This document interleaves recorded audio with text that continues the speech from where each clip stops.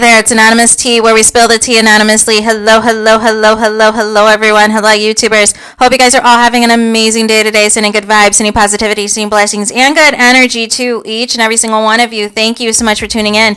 So today we're talking love and marriage huntsville. Y'all know why y'all here. Anything I say is alleged and in my very, very, very, very personal opinion. This is for entertainment purposes only. None of this is ever personal. So there's a couple of things that we need to follow up on from Carlos King's Mr. Mondays, the last Mr. Mondays allegedly of the year.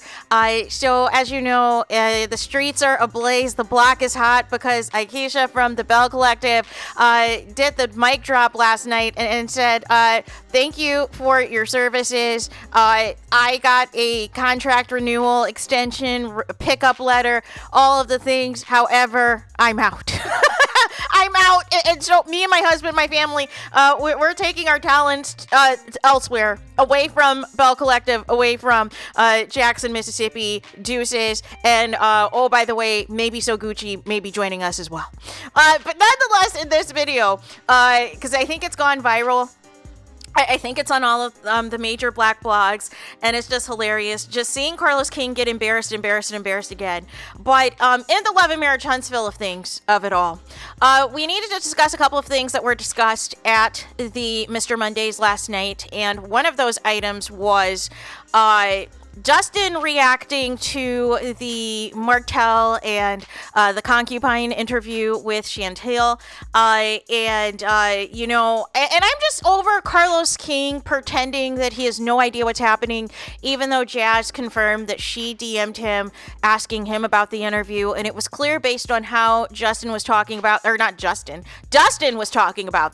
that he really had a lot of things to say, as if preemptively he wanted to discuss this. He wanted to get this off of his chest and all the things, but it was just a drag fest of Martell and his concubine, and I was here for it. Dustin was like, listen, Mel has been elevating. Mel's been the brains of the operation, which we've been saying since day one. And he said, maybe Martell and his concubine are made for each other, because this is a level of gutter, a level of filth, a level of trifling behavior that Mel is too classy to partake in. And it just was all over the place. It was a hot mess, and all of the things. They thought they did their big one, but it was just giving gutter trash. Just when you think Martell couldn't sink any lower, here he is. Maybe him and the concubine are at the same level that they need to be, which is the real bottom of the barrel, you guys. So nonetheless, I was here for the drag session. I am not here for Carlos King pretending to be clueless when he claimed that he did nothing all weekend. How does the king of reality TV have no idea what's going on with his shows? Can somebody make it make sense to me? You knew exactly what was happening, right? Except for, it's clear as day that you have no control over any of your cast members on any of your shows, because things keep going off the rails. So Carlos King pulled the same nonsense that he did when Martell did the same outburst literally almost a year ago to the day. Remember almost a year ago to the day when Martell went on that rant on social media and talked about how the last episode when him and Mel had that, they were at that coffee shop or whatever, and Martell had brought Mel flowers. Remember, he went on that rant and called the cast actors and said that production told him to bring flowers and that Mel was supposed to bring something too, and then dared Carlos King to fire him, and that Carlos King need to show him the real life, and that Carlos King keeps telling Martell that the Holtz, i.e. him and Mel, need to take the show back, and the show needs to be back of them being the anchors of the show. And remember, Carlos King was on the mute challenge, and remember, Martell kept calling the show fake, questioned the show's integrity, said that they are all acting, they are all pretending, none of it is real. And Carlos King didn't want to say anything. Remember, he said on, that he would address it at a later date. Well, the later date, the next public appearance was, of course, the Reality with the King in January of this year with Mel and Huntsville. And all Carlos had to say out of that entire rant was that the show is not fake, the show's not scripted, and nobody is going to question the integrity of a Carlos King production. And nothing else. even though Mel, like I said, we're going to keep talking about it until we're blue in the face. Mel was contrite. Mel was upset. She is crying. She is upset because of all of the treatment that she is receiving by her ex-husband on and off camera. She thought Carlos King knew about this. Mel sat there and said that she felt unprotected. Carlos King didn't know what to do, claimed and alleged that he wasn't as involved with the show anymore, even though it's clear by these Messy Mondays, Mr. Mondays, that he's very much involved with these shows and trying to push certain narratives that are completely backfiring live in his face. And then that's when he brought out Sonny and Moses, you guys, to completely pivot away from a serious and real and raw moment from none other than Mr. Hey, if there's an issue, you can tell me to my face. And Mel did that. She exactly told him her issues to his face, and he instead decided to flip it and reverse it and make Mel the issue.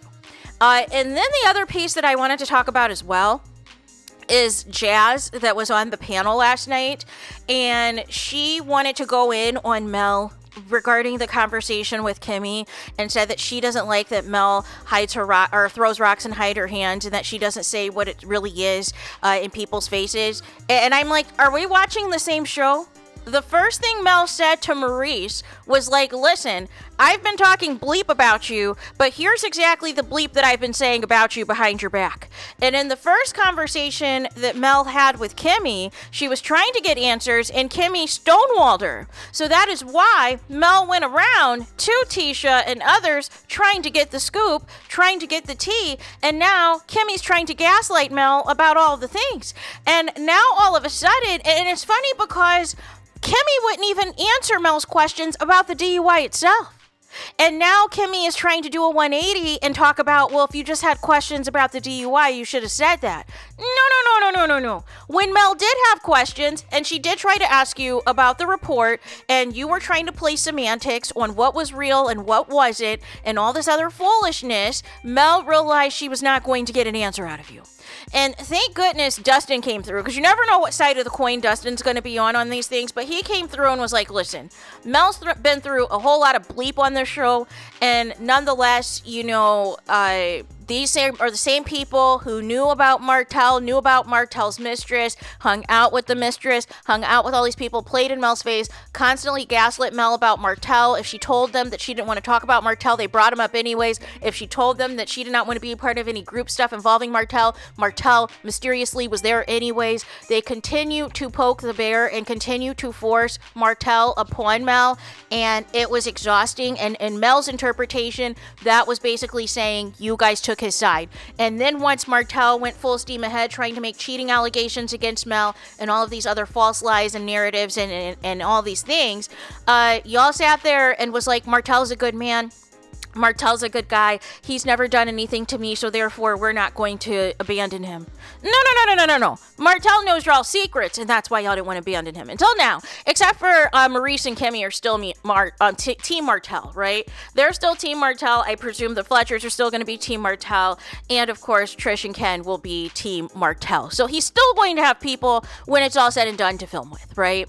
But nonetheless, JAZ. And then the other piece I didn't like was before she even went into this, she was like, millimeters, don't drag me, don't come for me, blah, blah, blah, blah, blah. And it's like, really? Really? Who are the millimeters? Who are you talking about? Exactly. Because nonetheless, you guys like to do this nonsense. You guys like to make the millimeters and Mel supporters sound like the Beehive and sound like the Barbs and sound like Barty Gain, like people are going to come in and attack you. What? Everybody's free to their own opinion. It's just that, unfortunately, some of your guys' opinions are completely off base. Or you hate the person so much that you are not seeing logic with certain things. That is why people come in and drag you.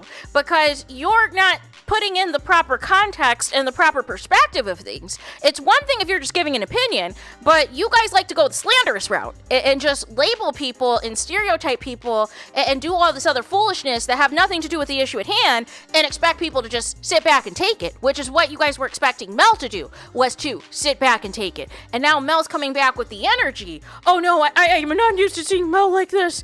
And Dustin, please let go of the fantasy of the Corsicks ever being in line again, because once Mel and Tell got divorced, that was over. And I think Carlos King has finally come to acceptance almost 5 years later. But nonetheless, we need to get rid of the Core 6 fantasy. And even Carlos King is now trying to rewrite history and claim that there's going to be some raw moments coming up with the Core 6. No, Carlos King, it's not. And then he's trying to be like, well, you know, they were friends 3 to 5 years before the show, da-da-da-da-da. Well, here's the thing, Carlos King. Like most reality TV shows, if you do not have a strong foundation in these said friendships, you're going to allow reality TV to destroy it.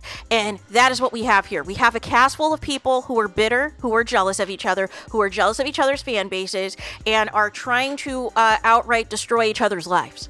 So this isn't like a one-sided thing where there's just one person that's causing chaos. No, everybody is causing their own version of chaos. And Mel is saying, listen, y'all sat here for 9 seasons, played in my face, and lied to me and all these things. I'm going to do some get back now.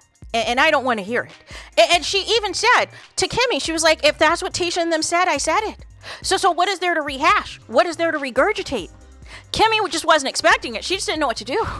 And that's what just was so funny about all of this. But nonetheless, that's all I had to say. Did any of you guys see any of that? Did you see Dustin's comment on why Mel is the way she is? Did you see JAZ's comment talking about how she's not feeling how Melody is and all these things and saying Mel's bitter and miserable and all this other stuff, and then wanted to come for the millimeters before she even gave her commentary when it was completely unnecessary? And if you still want to give commentary on Aisha dropping the mic and saying I quit live on air, gagging Carlos King in the panel's faces, we can still talk about that as well. Let me know what you guys think in the comments. Please do not forget to like, comment, and subscribe. Hit the notification bell so you're notified the moment I post new content on my channel. And with that being said, I'll talk to you guys again very soon.